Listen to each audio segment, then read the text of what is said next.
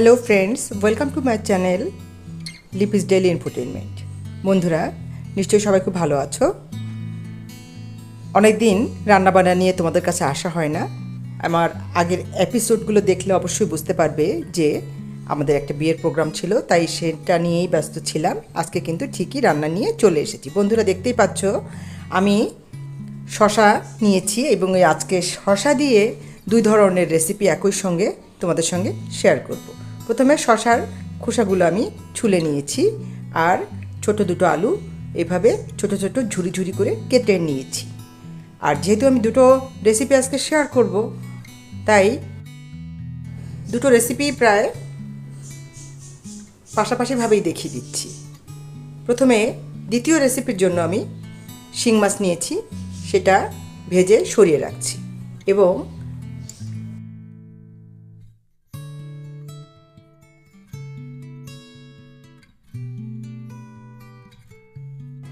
Fry প্যানে তেল দিয়ে বড় একটা পেঁয়াজ কুচি দিয়ে দিয়েছি। এবার আগে থেকে কেটে রাখা আলু দিয়ে ভালো করে নেড়ে দেব। রান্নাটা দেখতে থাকো বন্ধুরা, আর এই ফাঁকে চট করে যারা এখন পর্যন্ত আমার চ্যানেলটি সাবস্ক্রাইব করোনি, অবশ্যই সাবস্ক্রাইব করে বেল বাটনটা প্রেস করে দিও।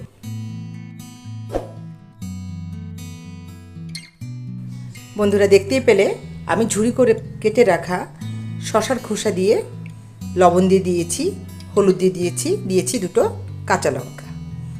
এবার আরও ভালো করে নেড়ে চেড়ে কিছুক্ষণ কুক করে নেব। খুবই সামান্য একটু জল দিয়ে দেব।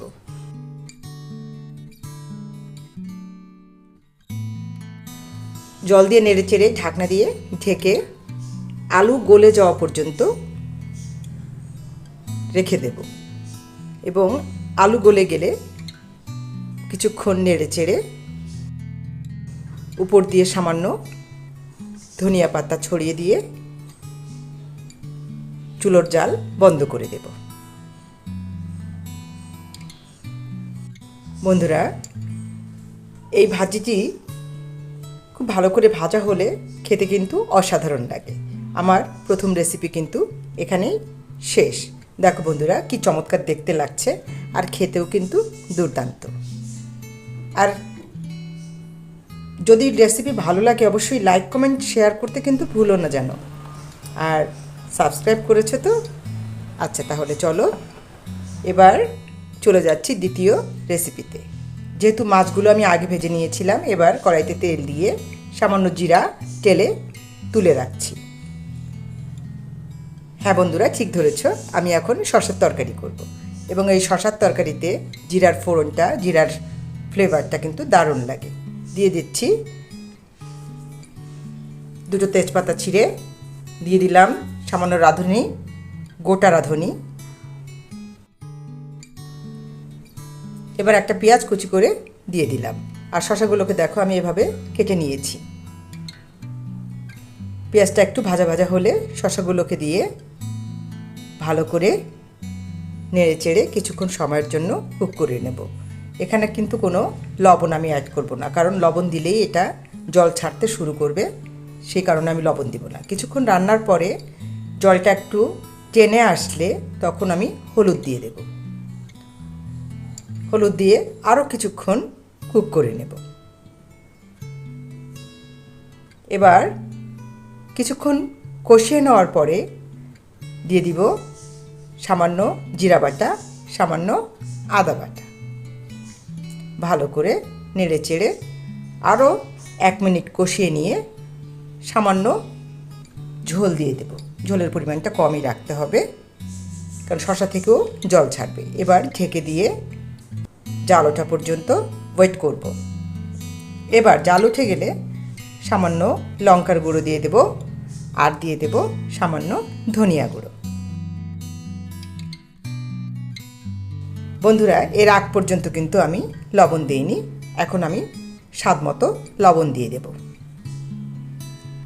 লবণ কম বেশি অনেকেই খায়, যার যেরকম প্রয়োজন সেইভাবে লবণটা দিয়ে নেবে। এবার দুটো কাঁচা লঙ্কা ভেঙে দিয়ে দিচ্ছি আর আগে থেকে ভেজে রাখা মাছগুলো দিয়ে দেব। কিছুক্ষণ নেড়ে চেড়ে মিশিয়ে নেব। এবার সামান্য ধনিয়া পাতা উপর থেকে ছড়িয়ে দেব। সমস্ত উপকরণ যেহেতু দেওয়া হয়ে গেছে, এবার ঢেকে দিয়ে আরও 2 মিনিট ভালো করে রান্না করে নেব। বন্ধুরা, অলরেডি তৈরি হয়ে গেছে শশার মজাদার তরকারি। এটা খেলে পেট যেমন ঠান্ডা থাকবে, স্বাদেও তৃপ্তি আনে। এবার আগে থেকে ভেজে রাখা জিরা গুঁড়ো করে ছড়িয়ে দিয়ে চুলোর জাল বন্ধ করে টেবিলে সার্ভ করে দিয়েছি। দেখো বন্ধুরা, দেখতেও কি চমৎকার লাগছে, খেতেও ঠিক একই রকম চমৎকার লাগে। বন্ধুরা, অবশ্যই কিন্তু জানিও রেসিপি দুটো কেমন ছিল। পরবর্তী পর্যায়ে আবার নতুন কোনো ভিডিও নিয়ে ঠিক সময় মতো তোমাদের কাছে চলে আসবো। সেই পর্যন্ত ভালো থেকো সবাই, আর সাবস্ক্রাইব করে পাশে থাকতে ভুলো না যেন। ঠিক আছে, টাটা।